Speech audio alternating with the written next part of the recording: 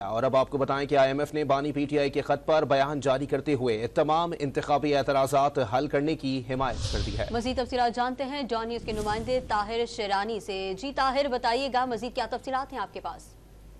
देखें, आलमी मालियाती फंड ने पाकिस्तान में तमाम इंतखाबी तनाज़ात पुरअमन और शफाफ अंदाज में हल करने की हिमायत की है।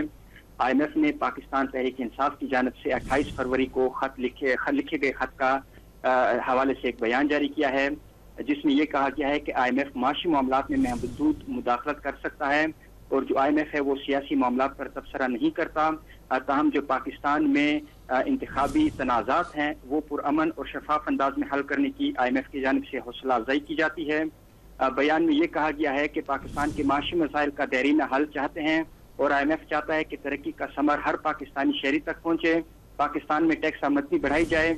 IMF चाहता है कि पाकिस्तान में गरीब तबकात को तहफ़्फ़ुज़ मिले, पाकिस्तान में तवानाई की इस्लाहात हों, पाकिस्तान में सरमायाकारी बढ़े और पाकिस्तान में रोजगार बढ़े। IMF के बयान में कहा गया है कि पाकिस्तान ने हदफ के मुकाबले में जो ज़्यादा इक़दामात हैं वो कर रहा है और पाकिस्तान में सरकारी इदारों की कारकर्दगी बेहतरी IMF इसमें चाहता है और इसके साथ जो पाकिस्तान में सरकारी इदारे हैं उनमें IMF इस्लाहात चाहता है।